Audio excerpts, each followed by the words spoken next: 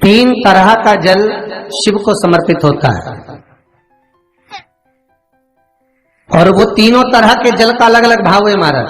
पहला जल सादा, घर से पानी लेकर गए, जल लेकर गए, शंकर को चढ़ाया, वो हमने घर का अपना एड्रेस बता दिया, भगवान शिव को जल चढ़ाकर अपने आनंद के लिए शंकर से कुछ प्राप्त कर लिया। दूसरा जल, जल के कलश में थोड़ा सा इत्र डालकर शंकर को जब समर्पित करते हैं तो महाराज घर में अगर कोई व्यक्ति बहुत रोगीला है, बहुत रोगीला, एक शिव महापुराण में, स्कंद पुराण में, नर्मदा पुराण में, भविष्य पुराण में, अग्नि पुराण में, नारद पुराण में, बरहा पुराण में, वामन पुराण में जितनी चीजें लिखी गई है एक एक प्रैक्टिकल कर देखो तो शिव महापुराण, स्कंद पुराण का यह भाव याद करिए कि एक लोटे पानी में इत्र मिलाकर, जल में इत्र मिलाकर, बहुत रोगीला व्यक्ति, बहुत बीमार व्यक्ति है, एक लोटा पानी उसका हाथ का स्पर्श कराकर शंकर को चढ़ाना प्रारंभ कर दीजिए। महाराज केवल 5 या 7 दिन चढ़ाओ और वो 7 दिन के बाद में उस बीमार व्यक्ति का क्रम देखिए कि उसमें कितना आराम लगा है। औषधि दवाई काम करना प्रारंभ करी कि ना करी। केवल इत्र समर्पित, इत्र का जल। तो पहला जल सादा, दूसरा जल है इत्र का, और महाराज तीसरा जल जो शिव महापुराण के अंतर्गत कहा गया है बेल पत्र का जल।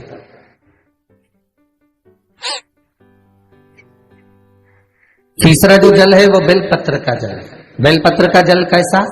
तो महाराज शिव महापुराण की कथा कहती है कि जल के पात्र में एक बेलपत्र अंदर डालकर उस जल के पात्र को ले जाकर शिव को समर्पित करना, अर्थात अपनी मन की कामना भगवान शंकर से कह देना, केवल बेलपत्र के माध्यम, बोलना नहीं है हमको कुछ,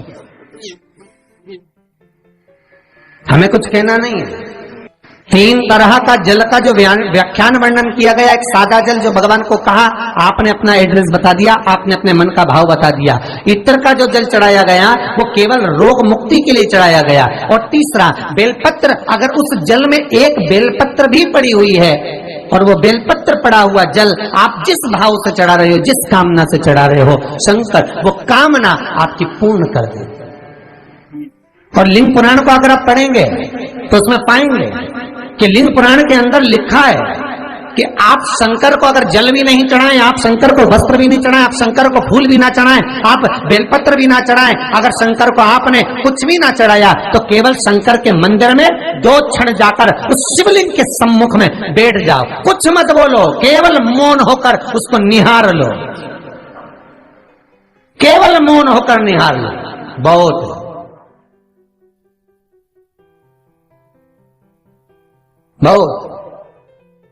जो हनुमान जी महाराज को 3 तरह की माला समर्पित होती है, एक आंकड़े के पत्ते की, दूसरी बेलपत्र के पत्ते की, तीसरी पीपल के पत्ते की।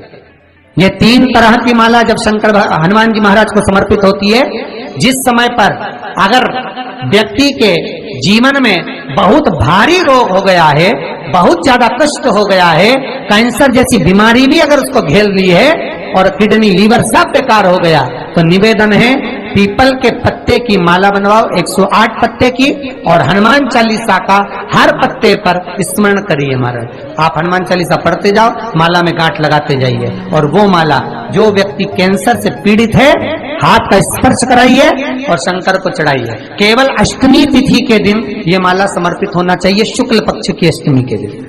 आप 2 या 3 अष्टमी को कर देखिए, अपने आप दवाई लगना प्रारंभ होगी, कैंसर जैसा रोग भी धीरे धीरे समाप्ति पर आएगा महाराज। पर करना शुक्ल पक्ष की अष्टमी को ही।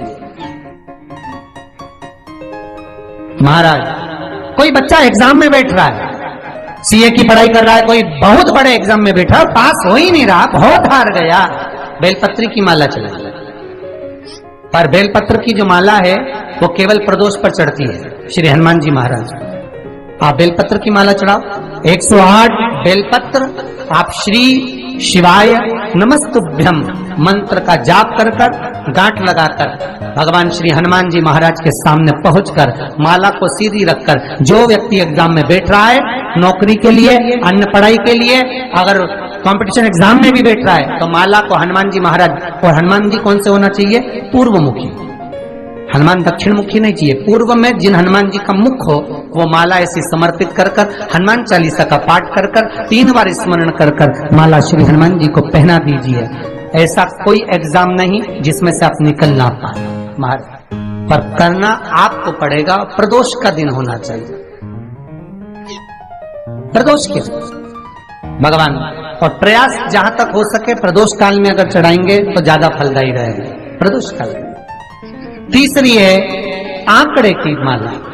महाराज आंकड़े के पत्ते की जो माला होती है ये माला कार्य की सिद्धि के लिए होती है। इसमें एक एक आंकड़े के पत्ते पर सीताराम लिखा जाता है। मात्र एक पत्ता ऐसा होता है जिस पत्ते पर सीताराम नहीं लिखा जाए। 108 पत्ते में से एक पत्ता, बस उस पत्ते को हथेली में रखकर उल्टा हाथ आपको रखना है और अपनी कामना कर कर उस पत्ते को बांध देना है। ये जरूरी नहीं है कि 25 के बाद बांधो, 50 के बाद बांधो या 100 के बाद बांधो, आपकी मर्जी पड़े। उस खाली पत्ते को कहीं पर भी बांध दीजिए और उस माला को अपनी कामना कर कर श्री हनुमान जी महाराज को समर्पित कर दीजिए महाराज। इसके लिए कोई तिथि, कोई दिन, कोई वार निश्चित नहीं है।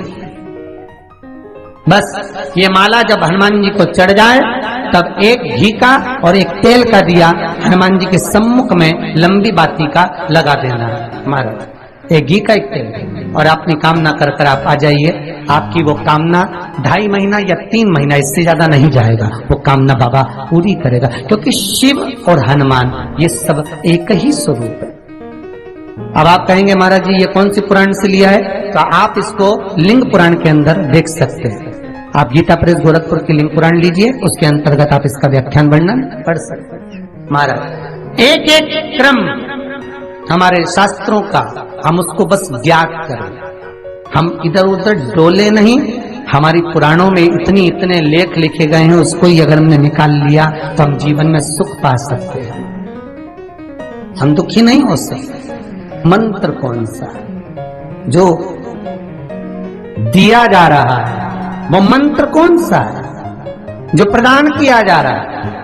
हनुमान जी महाराज ने वो मंत्र जो विभीषण को दिया, और एक विभीषण जिसको लात मार दी गई, एक विभीषण जिसको लात मार कर निकाल दिया गया, जिसके घर का भी ठिकाना नहीं था, वो विभीषण एक छोटे से मंदिर में जो रहता था, तुलसी का क्यारा जिसके दरवाजे पर था, और वो विभीषण जब सीत रावण को देता है तो वही विभीषण को जो लात मार कर निकाल दिया जाता है, तो वो मंत्र कौन सा था जिसको विभीषण ने जपा और विभीषण